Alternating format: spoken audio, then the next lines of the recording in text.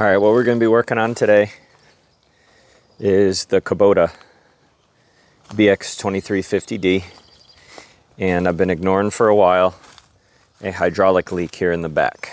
You can see how there's just a lot of dust built up all around the axle here and right around the hydraulic drain plug right there. And at first, and for quite a while, I thought it was just coming from the plug right there. And there is like a seal washer. It was not that was leaking. What I'm 99% sure it's coming from is there are some oil seals on both sides of the transaxle, as they call it, or the rear axle here. Those I think are just worn out. This looks like it'd be a really complicated project, but it's really not. I'm gonna get it over in the garage and show you how to do it. All right, so here's the needed parts for this job. And again, you might not need all these, like if for your hydraulic filter and the seal washer, but this is the hydraulic filter, Hotel Kilo 20-36990. The seal washer, you could probably find a generic one, but that's the Kubota part number 04717-02000. And then these are the actual seals for each side, 09500-0000 tree, and one for each side. I'll put links in the description to these if I find them on a place like Amazon or something like that. Price is probably going to be about the same as your local Kubota place. Kubota controls prices. But if you want to order it and just have it shipped to your house, and there'll be affiliate links, so it helps me out a little bit. The last thing is going to be your hydraulic fluid. I have the original UDT. I'm in South Texas, so man, if we get a 32-degree day down here, boy, we're done. And I'm certainly not going to have my tractor out there. So UDT is fine for me. It's cheaper to buy the UDT. I'm fine with it. And buying the 5-gallon bucket, it basically was the same as buying like, you'd end up needing to buy, say, like 4 gallons in order to make sure that you're topped off. So why not just buy the 5 and have some extra? Here's the tools I used. 1 1/16 is for the drain for the hydraulic, filter wrench, scissors and marker just to open stuff. I use these soft channel locks to kind of wiggle out the hydraulic strainer. These 45-degree snap ring pliers. These are like one size too small. I don't understand how the size works. These are like the thickness you should have at 45 to make it easier. These straight ones also are going to be needed at this size. Small flathead, dead blow, 12 millimeter. A wrench will work, but this makes it easier with a deep socket. Impact with either a 3/4 or a 19. One extension will be okay, but I just put 2 to make it that much easier. For small tools, that's pretty much it. Big stuff, you obviously need a jack stands. I got the 2-wheel chucks for up front to keep it from rolling forward when you jack it up. Blocks or something work. And then various stuff for catching the oil. There's over 3 gallons. Some way of catching 3 gallons and then filling and all that stuff. Lots of rags. First thing is going to be to just drain the fluid out. Drain plug is 1 1/16, and then a filter wrench to take the filter off. I guess if you're doing this and you just change your filter, you don't really have to do it, but why not do the service while you're at it? There is also a screen to check and clean while you're doing the hydraulic service, but when we get the wheel off, we'll go over that. Just a little side note, you can see all these drips all over the floor of my garage. That's from this tractor leaking all over the place.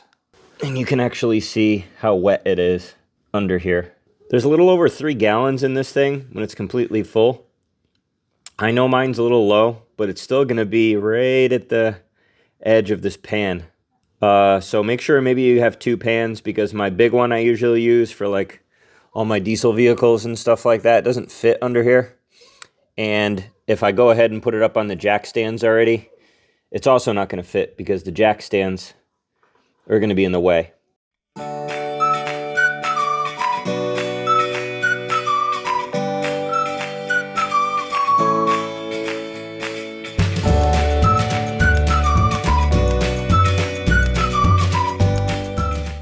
All right, I almost overflowed. It's still dripping out right now. It's gonna drip out for a while. Hey, Sydney. Yeah? Look under the tractor. Hi. Ended up making a little bit of a mess because it was more than this pan could hold, but I just shoved the plug back in there. I don't know why you guys watch us YouTube idiots. Can't even do what we're showing you right. Fluid finally stopped draining out. Got my new seal washer. I put a little O-ring lube on the rubber part of it. Got my filter ready. I always write the date and the hours on it. And before I screw it on, obviously take the plastic off, and I'm gonna put a bunch of the old hydraulic fluid on that O-ring and just a little past hand tight. That way, as I move it around, no fluid's gonna come out of the holes, and also it's gonna keep a bunch of that dirt as I'm working on it from potentially making its way in, because I use this mostly for grass cutting, so it's real nasty under there. So it'll just be ready to fill up once I'm finished. Make sure you clean all your surfaces, especially when you're about to put this filter on. I know, like I just said, my tractor is nasty under there.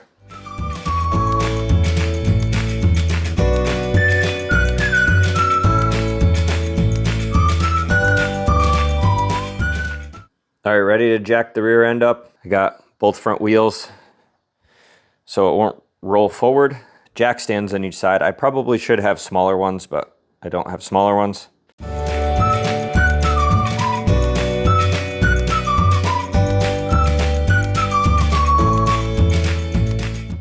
That's gonna look significantly different than yours because I have wheel spacers.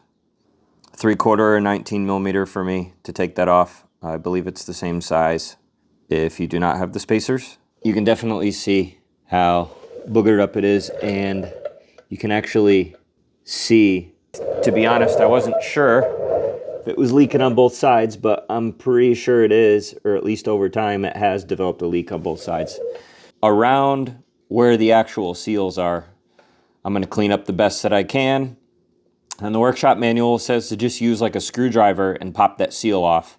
And then I'm going to see about the snap ring getting in there. And I'm just going to slowly work my way around getting these off, and then kind of give you my afterthoughts. So before going any farther on this, I do have the workshop service manual for this tractor. Doesn't really talk a whole lot about this job. There's a lot involved that can lead up to, and basically it talks about this job just because it's a step if you're going to disassemble the whole transaxle assembly, which is basically like the hydraulic pump motor piece, because all of that is just one big old thing that could be split in half. Show kind of like a picture of it here. Anyway, there you'll see it farther on. Basically, oil seal, internal snap ring, and then there's a bearing in there. And that's it. It just kind of pushes in. It says that you need to prepare a specially bent snap ring plier. I'm thinking that our regular 90-degree bend snap ring plier is going to do the trick. We'll see.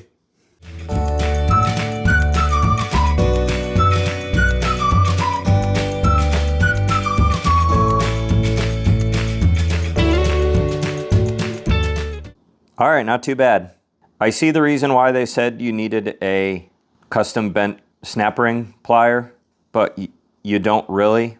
Basically what it is you need a snap ring plier that's bent at 45 degrees like I showed in the, I already mentioned as well. I always show the tools at the end, or record the clip for the tools at the end so I know what I needed during the job. You need like that next size up, but it can be done with that size that I have from the Harbor Freight set. It's just, what you need to do is like keep a lot of inward pressure so that way the prongs don't pop out. Get it to compress all the way and then slowly get it out of the little lip. That's right there. That's what the snap ring locks into. That big one right there. And then your bearing, and then it has a snap ring behind it, but I'm not taking all this apart yet. Then it just slides out. All I did was take a mallet really lightly and work a screwdriver behind the actual oil seal, and it works out very easily. Don't hammer it that too crazy because you don't want to mess up any of this surface, because then basically this whole job is going to be useless. Now that I got them out, I cleaned it up a little bit. The next step is just going to be disassembling this.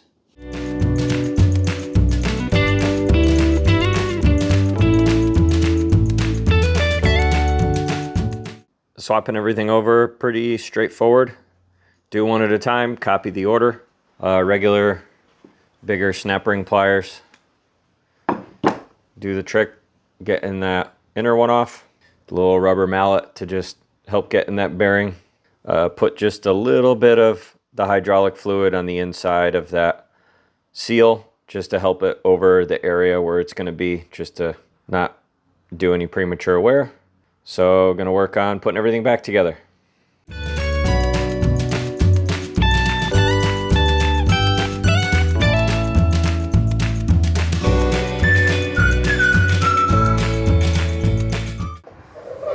The new seals went in way easier than I expected them to. Basically pushed them in with my hands and then just tapped them to make sure that they were all the way in. It seems easier than most seals I've put in, but they also came out pretty easy, so that's what's supposed to happen. As I said earlier in the video, before I put the wheels on, here is the strainer for the hydraulic. 12 millimeter to take that little tab off, and then you pop that out, and I'm gonna check that screen to make sure it's good.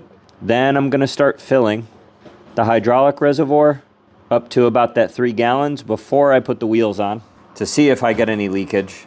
Then put the wheels on. If you do need to clean that screen, a little bit of brake clean or something. I have the feeling mine's not gonna really need any cleaning at all. It barely had anything from the first time I ever opened it up. I doubt anybody serviced it from when I got this tractor. And it was pretty darn clean, but we'll check it. And basically just gonna reassemble everything completely and check back in when it's all done.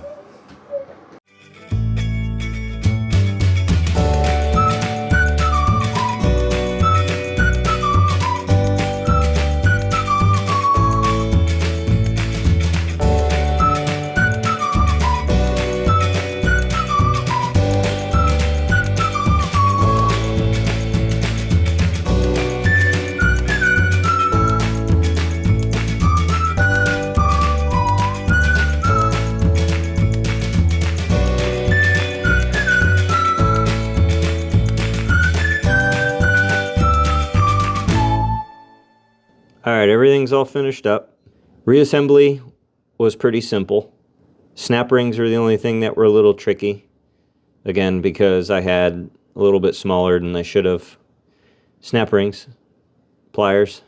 It seems like everything is doing what it's supposed to. Took quite a few trips all the way up and down my road, got it nice and hot, then let it sit for quite a while. And usually right away it would start dripping fluid noticeably. And nothing. There's still some few semi-moist spots from when I was doing the work in here, but it would have been obvious. There was a pretty good drip. Looks like we got ourselves a successful repair. So all in all, not too bad of a job, but hopefully this is helpful. Links to things in the description, or go to your local Kubota dealer. Thanks for watching.